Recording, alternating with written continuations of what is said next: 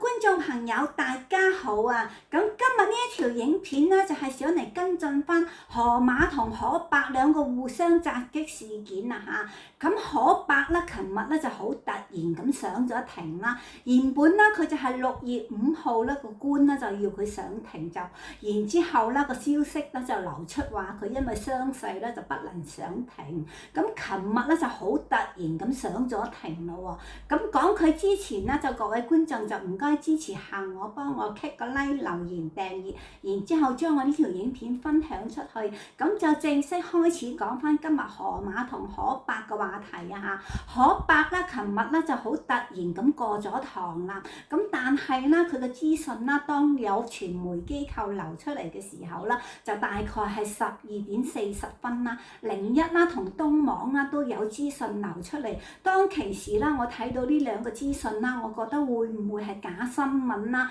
但係咧又質疑冇可能喎，呢兩個係大傳媒機構，因為咧佢流出嚟嘅資訊啦，完全啦真係好少嘅料啦，就係講可伯啦，就係過咗堂啦，大致上咧就完全咧就係一句好簡短嘅説話，完全都冇下邊嘅內容啊嚇，又特別係01啦，淨係講可伯啦，今日就過咗堂，就一個告佢啦，就傷人罪，咁就押後到7月25號，就其他啦任何嘢都冇交代，然之後下邊嗰啲文章啦就同上一次河馬啦過堂嗰啲講翻佢哋兩個互襲嘅事件啦，其他嘢咧就完全都冇交代，亦都冇人話記者，亦都冇話佢上庭之前係咪警察壓住佢上庭啊，還是係律師代表佢啊，還是總之咧一啲資訊都冇啊嚇，淨係一個好簡短嘅一篇文章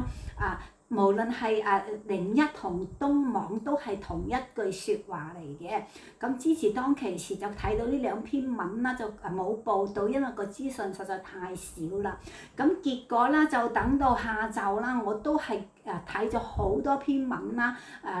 甚至乎大公報啦，好多嘅大傳媒機構啦，都係同一樣嘅説話。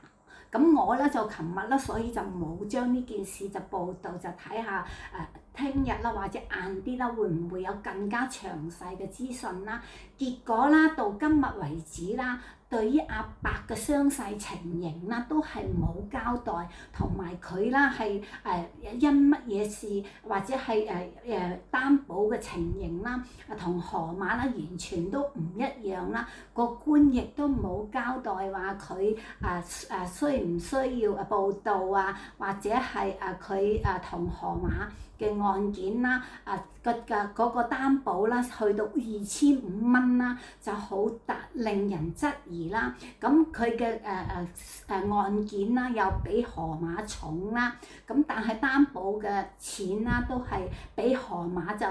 5000蚊就擔保咗出去。咁可伯啦就用2500蚊，個官就咁樣講嘅。咁後來啦，大致上有啲傳媒啦，同埋 YouTuber 啦都講咗呢單案啦，真係好奇怪啊嚇！即係幾耐人尋味嘅，好似啦好秘密啦，好似咩大案咁啊嚇！其實佢哋兩個咧只係互相襲擊啦，又未去到殺人啦，只係啦個官第一次報道咧就係講阿伯啦就傷勢頭部咧就爆裂啦，咁就未適合出庭啦。但係啦足成個禮拜啦都冇人講到佢嘅傷勢去到邊啦，醫院啦、差人啦、傳媒咧完全都冇呢啲資訊。但係當佢嗰日6月5號要提堂嘅時候，又話佢嘅傷勢未適合上庭。咁琴日咁突然咁上庭，亦都冇任何傳媒機構講述佢而家啦，或者係包紮到邊度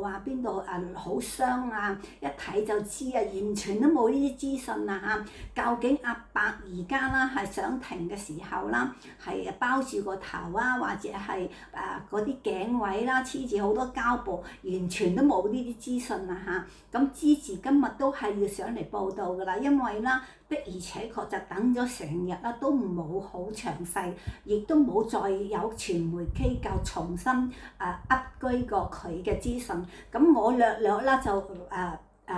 揾到一篇就關於係明報啦，就寫得比其他嘅報章啦比較詳細少少嘅，就同觀眾講一講。但係大致個內容啦，都係講到即係冇辦法描述到阿伯嘅身體狀況啊嚇。咁關於其他嘅嘢，陣間我再一一同觀眾分析嚇。咁因為唯獨咧明報嘅消息咧就比較多資訊少少，咁我略略都讀一讀大致上佢嘅內容啊嚇。咁可伯啦出演就提堂2500蚊就已經保釋咗。咁明報專訊啊嚇，因為爭產風波為人認識嘅可伯同何太啦，就上月咧就喺屯門青田村咧一棟搣口大廈啦，就互相襲擊被捕。咁何伯啦被捕一向有意圖傷人罪啊嚇，大家聽住，可伯啦就被控一向有意圖而傷人罪。咁何太咧就被控一向傷人罪。早前咧就缺席嘅可伯啦，昨日咧就出院被押往屯門裁判法院提堂。咁即係呢句説話咧，就證明阿伯咧係俾人哋押往呢個屯門法院提堂嘅，即係意思話阿伯琴日咧就係有出庭嘅，因為呢句説話咧就寫得好明，就昨日啦出院被押往屯門裁判法院提堂啦。咁可伯咧就無需答辯，就然之後咧就申請押後7月25號再審，以待警方再一步進行調查。咁就可伯咧就以2500蚊保釋。咁呢個就係正式佢可伯嘅內容啦。咁就比河馬啦上一次擔保啦就平2500蚊啊嚇。咁河馬上一次咧就5000蚊保釋咗出去。咁下邊咧仲有少少一段啦。咁呢一段咧就同上次河馬嘅內容咧就類似㗎啦。咁我略略都再讀埋啦。兩名被告咧就自以為何軒77歲退休人士，而受定就44歲家庭主婦。根據何軒啦有意圖而傷人罪，何今年啦就5月30日啦就涉及在屯門青田村一棟大廈搣口大堂，意圖啦就商議受定身體就受傷嚴重，就傷害而非法及惡意傷害業。咁以受定啦傷人控罪指以受定同日同時咧亦都係非法蓄意傷人惡意傷人何軒。咁呢個罪名啦就係兩個咧就互相打鬥啦。呢個下邊呢一段文啦就上一次河馬出庭啦大致上都有講㗎啦，就係話佢兩個互相襲擊啦。咁其實頭先嗰一段啦就係明報嘅，明報咧就有寫啦阿伯啦就2500蚊保釋啦，但係咧亦都有話佢啦就係有出庭嘅，咁係俾人哋差人啦就壓住出庭嘅。亦都話佢嘅就係一向咧就意圖傷人罪，咁咧就同呢個01同好多媒體資訊嘅都比較多少少嘅資訊啊嚇，其他嗰啲媒體完全啦就係得一句説話，就係講阿伯就提走堂。咁好啦，呢個因為啦我哋到而家為止啦都冇辦法知道阿伯啦究竟啦俾邊個保釋啦，定係自己保釋啦。總言之啦，佢就係以2500蚊就可以擔保出去。咁若然冇人擔保佢，咁佢自己可唔可以簽擔保啦？咁芝治啦就喺呢度同大家一齊討論下。咁我啦就覺得啦，佢啦琴日啦咁急腳咁上咗庭啦，亦都講少少我自己嘅睇法啦。點解佢前日唔上庭，今日會即係6月5號冇上庭，然之後6月6號咧急急腳咁上咗庭，而咧完全咧冇人收到資訊啦，係唔係啦？佢個仔女啦，5個仔女啦，就幫佢請咗即係請咗律師啦，然之後啦就將佢嘅案件啦就好快啦就提堂啦。咁可能咧有呢個可能性好高啊嚇！如果啦唔係嘅話啦，可能咧就排期到下一次6月10號，或者咧亦都係醫院啦覺得佢適合上庭啦，就再俾佢上庭啦。咁我咧就覺得佢嗰日冇上庭啦，會唔會係因為佢嘅傷勢啦，而亦都係阿伯啦大家都知道，其實啦佢都係呢個慘伯啦，亦都唔係一個蠢人嚇，我覺得從頭到尾啦，佢個腦都唔蠢嘅。之前我報道啦，我話河伯個腦咧一定唔蠢得過河馬啦。而家河馬呢件事啦，從頭到尾啦，阿伯啦都係咗河馬噶啦。雖然啦兩個都係咁賤啊嚇，但係阿伯啦就佢嘅時候啦，我相信河馬啦經過翁律師嘅早幾日嘅報道啦，河馬啦好快啦就知道呢件事嘅來龍去脈㗎啦。究竟呢450萬啦係攞唔攞得到啦？佢係唔係啲仔女嘅問題啊？還是銀行出錯啦？其實咧就喺舊年7月份，河馬都應該就已經好清晰㗎啦。咁呢個問題我哋而家就唔再斟酌。首先啦，我今日要同大家略略討論下河伯啦，而家咁樣啦，兩個都咁樣就擔保咗出嚟啦。大家覺得呢兩個賤畜啦，雖然係河伯受咗傷啊嚇，呢個都係我覺得佢應該受到嘅報應嚟嘅，真係啦，即係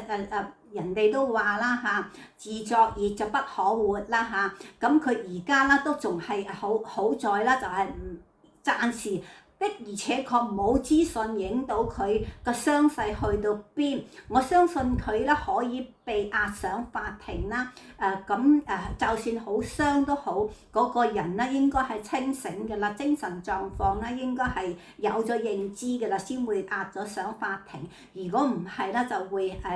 可以請律師代上庭嘅，因為佢呢個咧係無需答辯嘅，係一個過堂形式嚟嘅。咁我都有 check 過，佢可以揾律師代表嘅。但係咧，因為呢個明報嘅報導咧就好清晰咁講咗，佢係俾人哋押咗上庭㗎啦，即係佢唔係用代表律師上庭㗎啦。咁咧，既然佢嘅傷勢係去到咁樣啦，即係證明佢已經係清醒㗎啦。究竟咧佢係啲仔女幫佢請律師啦，就好快就排咗第2日上庭啦，唔想俾咁多或者好似我哋嘅市民啊、網民啊、傳媒機構啊干擾啦，就快脆咧就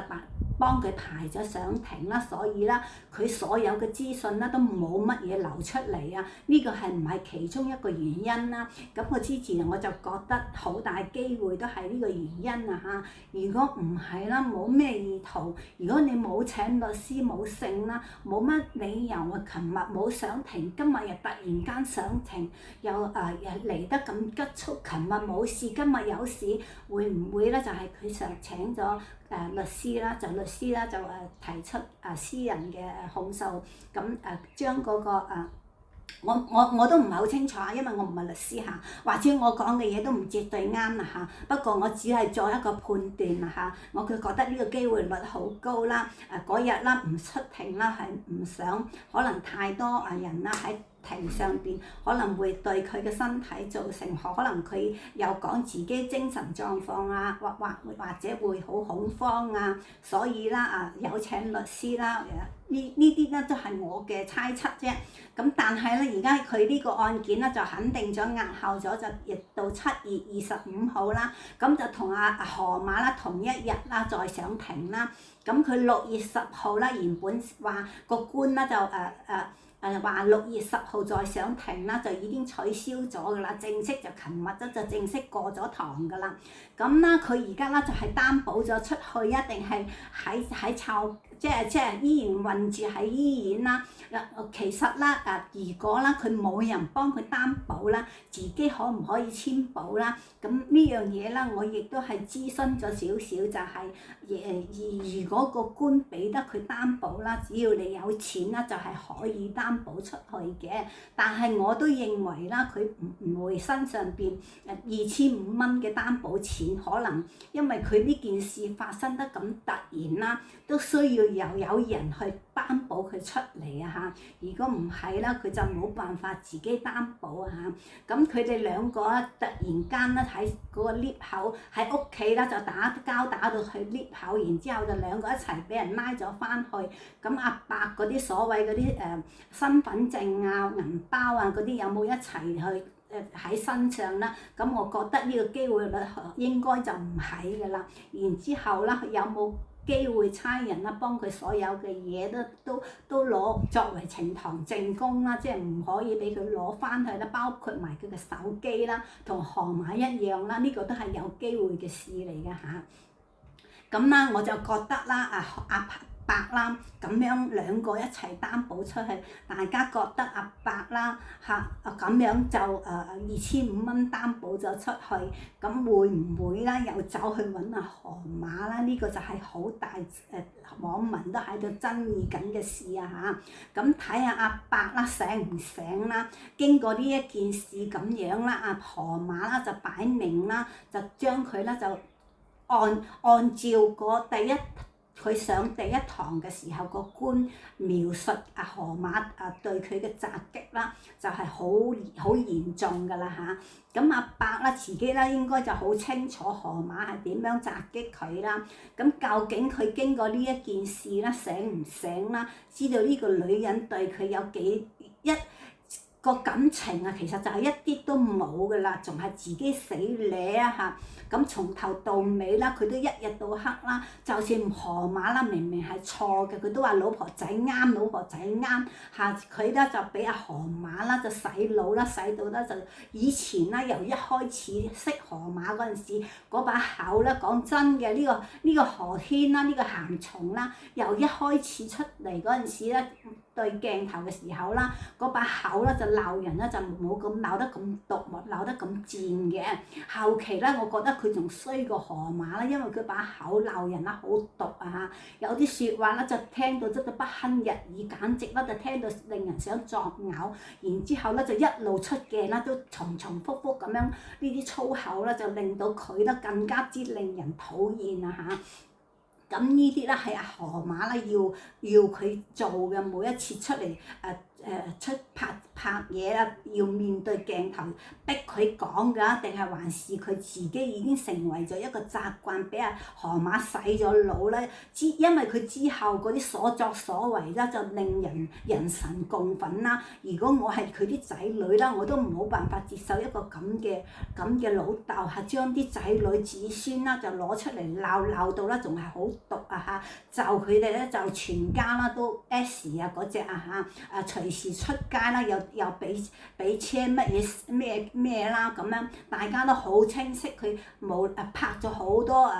同阿河馬出嚟做嘅直播，都不停咁鬧啲仔女子孫，甚至乎最令人無法接受嘅就係將阿老河太啦攞出嚟講啦，然之後屈阿老河太出軌嗰啲所作所為啊嚇。咁跟到咗今時今日啦，其實啦佢哋兩個分開咧，大家都知道係遲早嘅事。河馬啦冇錢啦，係點會同你一齊啦？河馬呢個人咧就比阿伯啦就更加之一樣係冇人性㗎啦。但係佢咧就以錢為上，咁你有錢啦，佢就乜都得。可能咧再同一比阿伯更加老嘅，佢都係可以接受。佢自己拍片嗰陣時都係咁講㗎嚇，有錢就得啦，即係無論你咩年紀啦，但係唔緊要嘅，最緊要有錢就得啦。咁啦，俾到一筆錢俾佢啦，佢哋因為喺佢嘅心目中啦，我攞到一筆錢啦，我就可以啦，就揾一大筆錢揾幾個億啊、幾十個億啊，因為佢係天才啊嘛。呢個人嘅三觀咧就完全都係扭曲嘅。咁之前咧就唔再講呢個河馬呢啲同呢個可伯呢兩個戰速之前嘅事啦。而家啦，我哋講翻現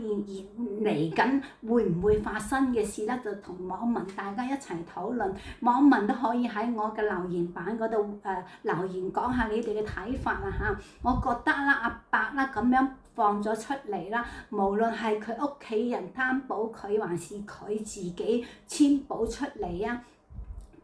我覺得佢咧都有機會係有50%仲會去揾河馬嘅嚇，咁係去揾河馬復合啊，還是係揾河馬